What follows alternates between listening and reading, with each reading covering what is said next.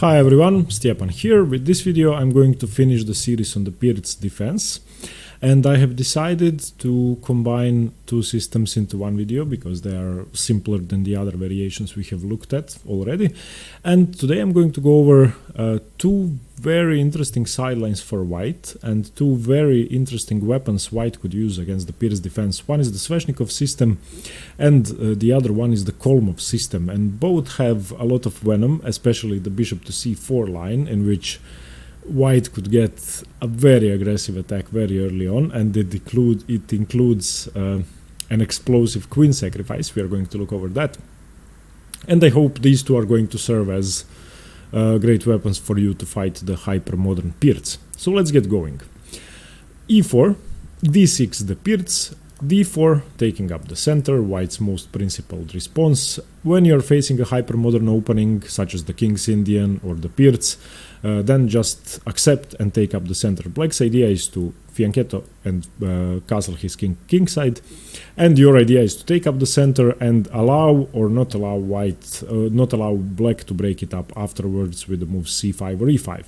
But once d6 is played, d4 is the most principled move. Knight to f6 attacking your e4 pawn, knight c3 defending, g6, and this is our starting position. We have looked at the 150 attack with bishop to e3, queen to d2, and preparing to exchange the bishop on g7. We have looked at f4, the Austrian attack, the most aggressive way for white to play, and we have also looked at the burn variation with bishop to g5 and at the line with knight to f3, which is called the classical Pirc. Today we are going to go over two less popular openings, but venomous nonetheless. The first one I wanted to go over is g3. The Sveshnikov system, named after Evgeny Sveshnikov, a very strong grandmaster who is still playing. And with this move, your idea is to do something similar to what black is doing, to fianchetto your bishop on g2, castle, and attack.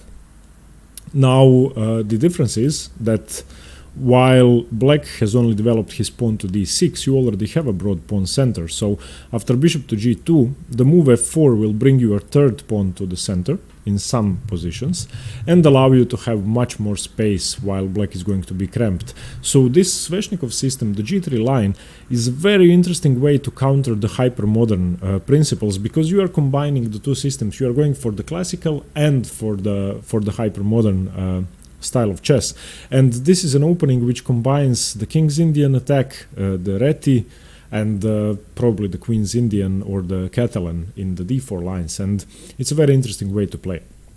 The next few moves are forced: bishop g7, bishop g2, castles, knight g2. You don't really want to go to f3 because you want to keep the option of f4 and you want to defend your d4 pawn, and black has to play e5. This is his best move and he has to challenge the center as soon as possible. If black doesn't challenge the center, then white will stand slightly better. I wanted to show you just one move here after castles. If f4, this is slightly too risky and you want to develop your knight first and castle, this might backfire.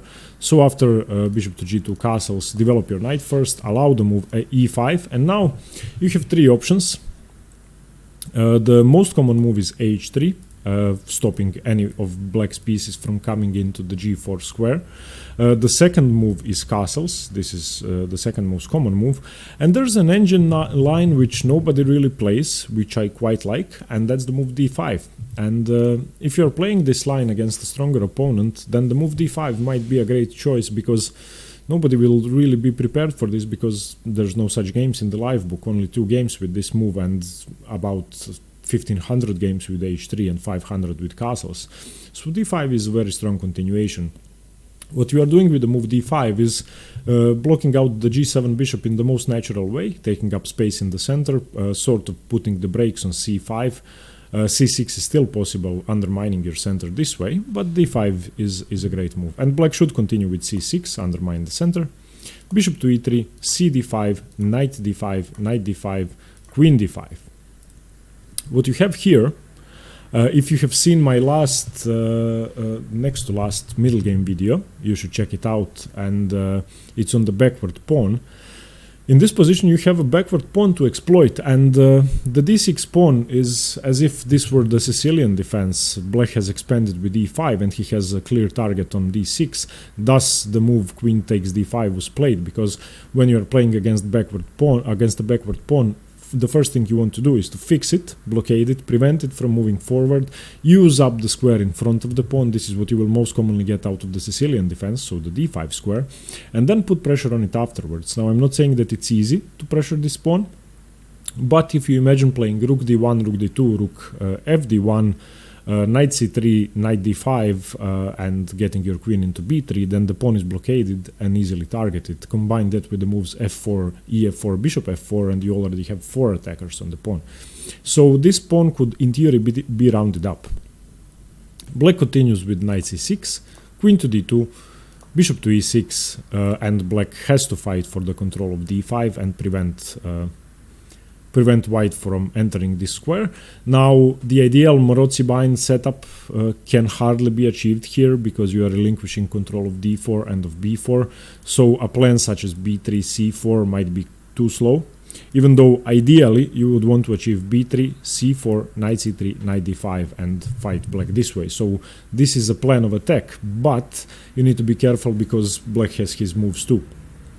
So here the main idea is to castle, rook to c8, b3, firstly blunting this bishop, secondly going for c4, but black doesn't have to allow that. Black has to play b5, rook a to c1, queen d7, knight c3, looking at the d5 square, knight to d4, and here well, the main idea is actually to give up the bishop. I have tried to make different things work, but this knight is just too strong, so you need to take that, e d4, knight to e2. You don't really go into this square now, because once you take, your pawn is going to be a liability, and here you are attacking the d4 pawn twice, and black has an aggressive way to exchange. d5, e5 is the best move, bishop e5, knight d4, and here you have it, the start of the opening. Now I actually don't like white as much in this position. The engines will tell you that it's equal, but from a human perspective, you have a backward c2 pawn,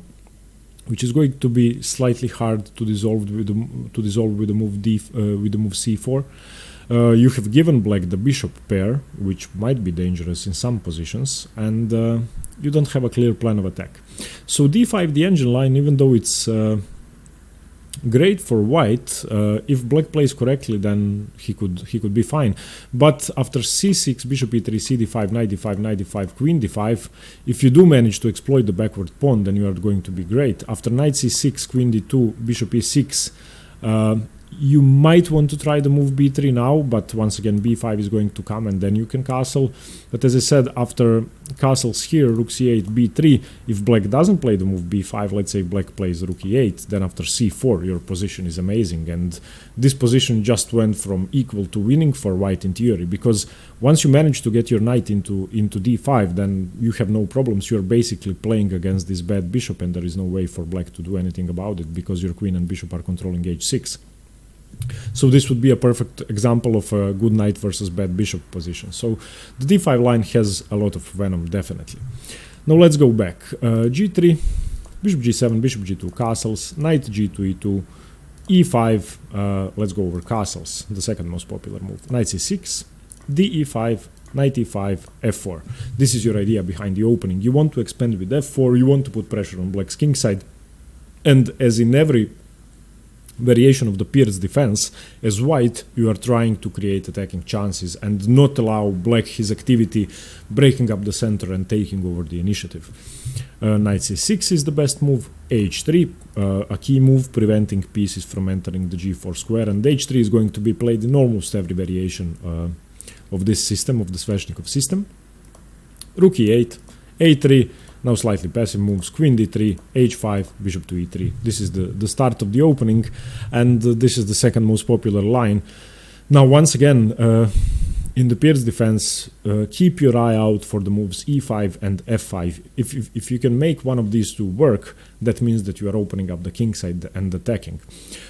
I would, however, advise you not to play the move castles, because it's not as good as the main move or as d5. So after the move e5, I would advise either d5 or the main move h3, which we are going to look over now. So once again, preventing the pieces from entering here.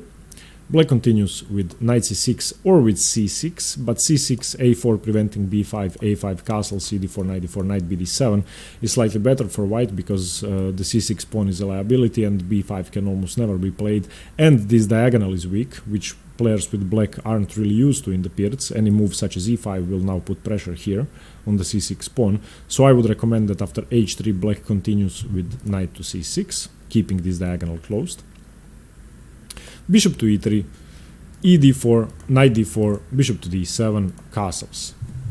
There you have it. Your plan is going to be f4, attacking once again, but you haven't allowed black's expansion too early, such as with the move castles, and I think that this is a favorable continuation for white.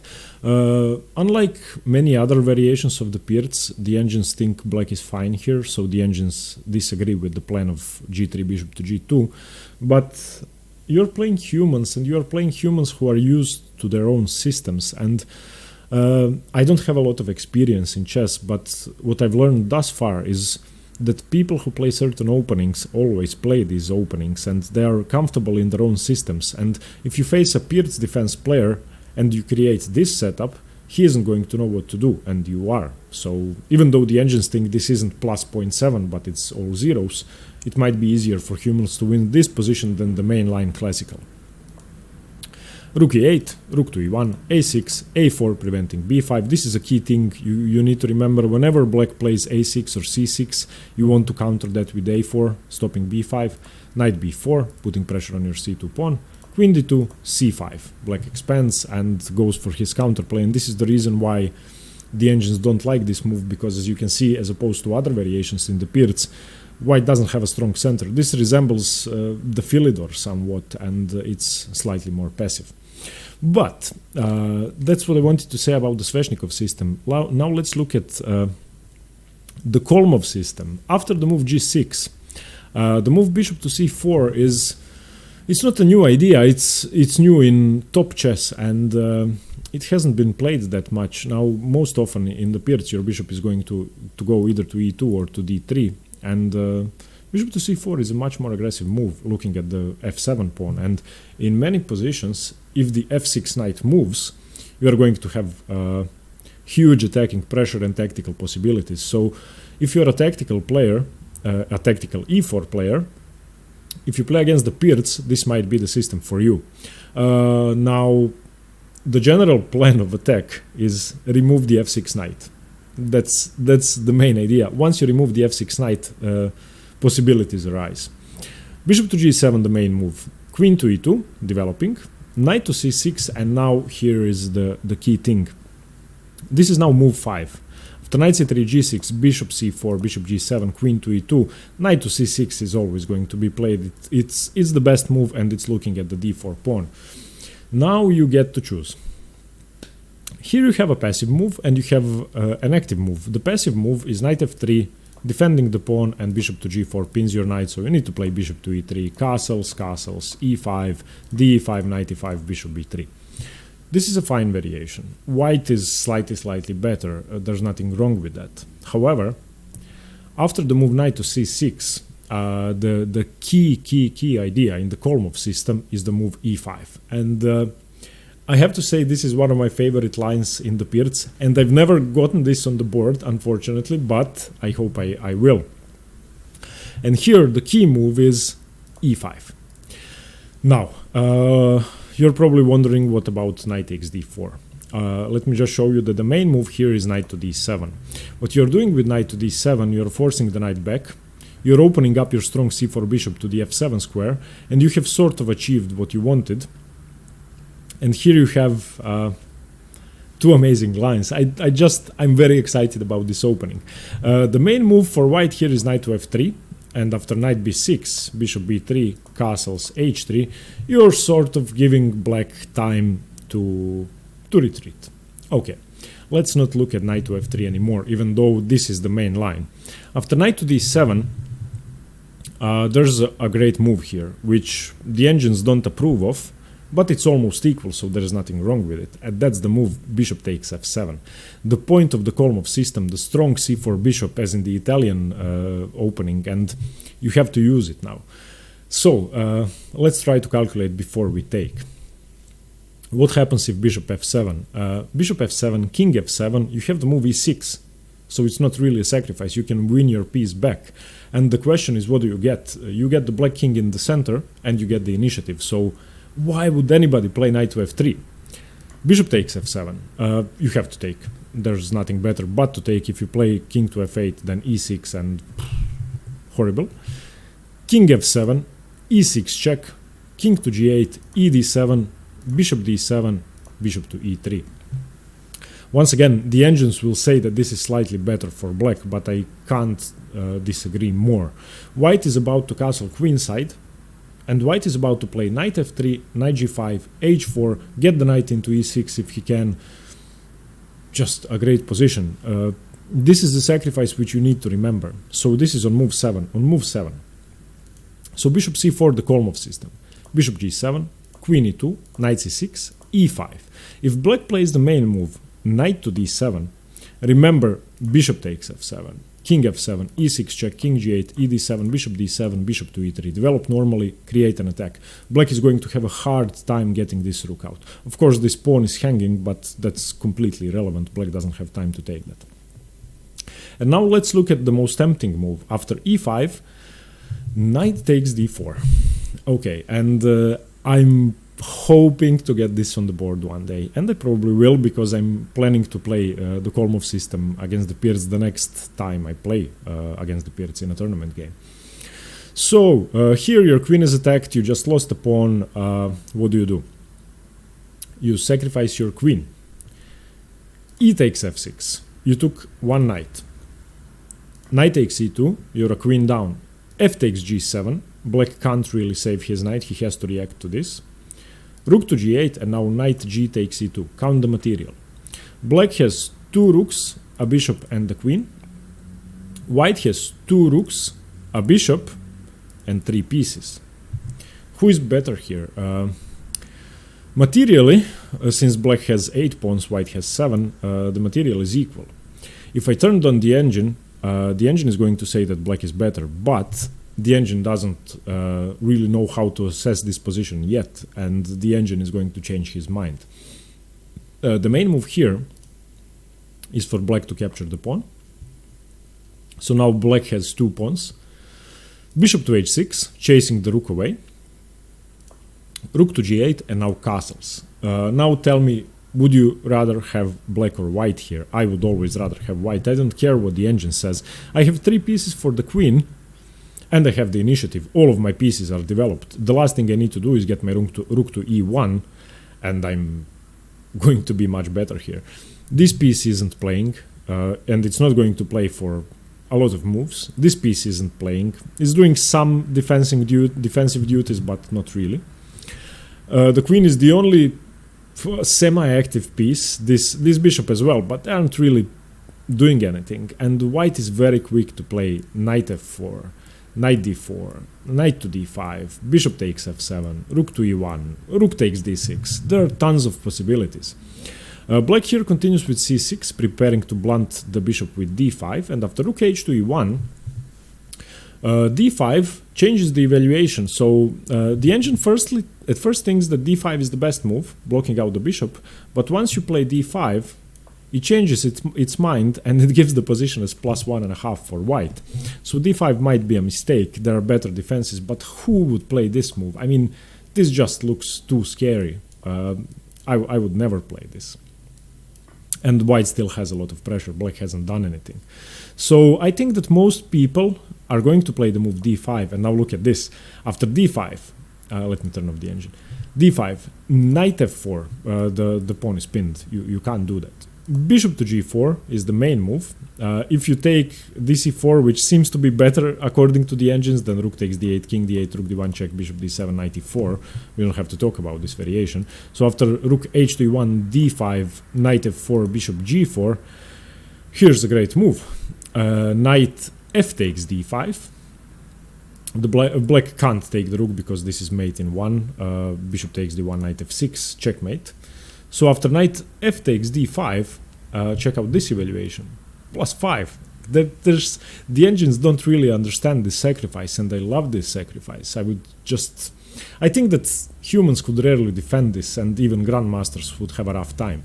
So let's go over the moves once again. So bishop to c4, the Kholmov system. Bishop g7 has to be played, queen e2, the best move, knight c6, e5. You're hoping black will take the pawn.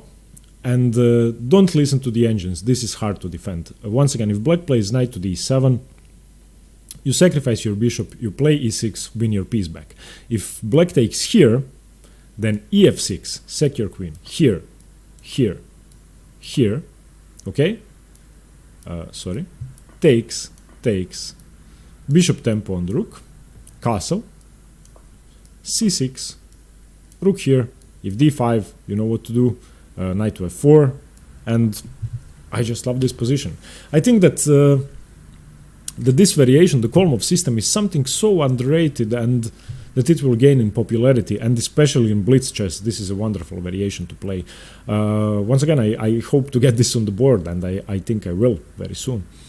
So these were the two openings I wanted to cover to finish the series on the Pirc. The next opening is going to be the modern, which is the younger brother of the Pirc Defense. I'm going to cover that in a few videos, and then we are moving on. Thanks very much for watching. I hope you liked these two variations for white. Let me know if you plan to use them. And stay tuned for more chess. See you later. Bye-bye.